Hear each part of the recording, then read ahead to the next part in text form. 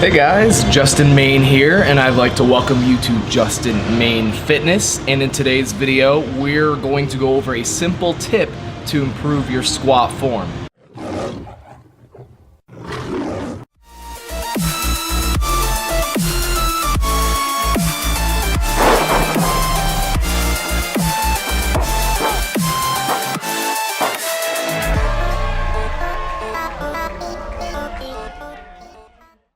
Figuring out your squat stance can be a very difficult task. Usually requires a lot of playing around, a lot of tight hip flexors, and a lot of sore backs.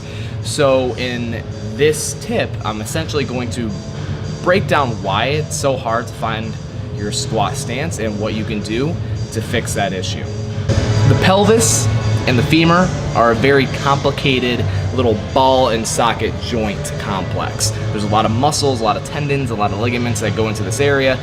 So especially in a sedentary population, it tends to tighten up. And because of that, it can be very difficult to find a comfortable squat stance. And then also, due to everybody's unique physiology, one squat stance is not going to work for everybody. So you have to figure out more or less what works best for you.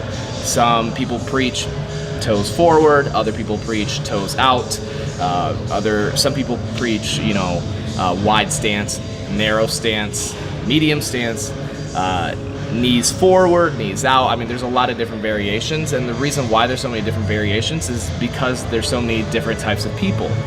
So what you need to do is essentially figure out what works best for you in terms of comfortability and in terms of neutral spine stabilization. When you do a back squat, or when you do a squat in general, there's a lot that goes into proper spine support. And if you go past a certain point on your squat, what ends up happening is you get what's called a butt wink or a lordosis in the spine. The lumbar tends to round out, and once it rounds out, you lose core support. So the goal with your squat is to make sure that spine stays as neutral as possible on the descent and on the ascent as well. Think of your legs as kind of like two doors, okay? And think of your body as the person that wants to walk through those doors. If the legs do not open, allow the hips to sink down, your squat is going to suffer accordingly. You're not going to get to parallel, or if you try to force past parallel, you're going to have that rounding effect in the lower back. So what you need to do is essentially open up the hips by opening up the knees and allowing the body to sink down. In this tip I'm going to show you, we are stabilizing the spine and we're keeping it completely straight as we bring our knees up and into our chest.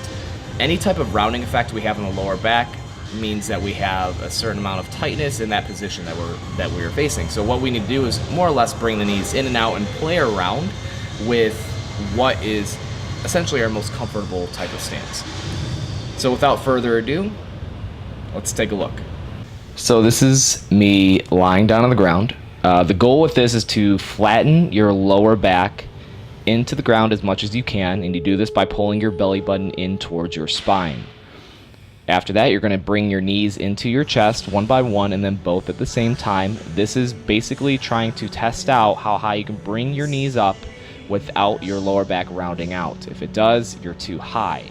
If it doesn't, that means you have a very nice squat positioning. Try to focus on where your knees and your toes are pointing, and you want to replicate that as much as you possibly can when you go for the actual squat. What you don't want to do, and you'll see this in a second, but you don't want to go too wide, you don't want to go too narrow, and you don't want to go up way too high to where your lower back comes up off the ground. This is improper squat positioning, improper spinal stabilization, and you will unfortunately get the repercussions from that. If you go too wide, you more than likely won't hit parallel, and it's just going to feel very uncomfortable on your hip flexors. Too narrow, and you're putting too much load on the knees, and too high up will round out that lower back, which is called the butt wink. Now I'm going to demonstrate the squat. Keep in mind while watching this that I am not thoroughly warmed up. You still want to go through a more thorough warm-up for your lower body just to get proper muscle activation and mobility. but even without warming up, I'm still able to get pretty decent depth on this squat, and I can at least hit parallel. So that's the benefit of this tip and this squat stance finder. Hope you guys use it and let me know what you think.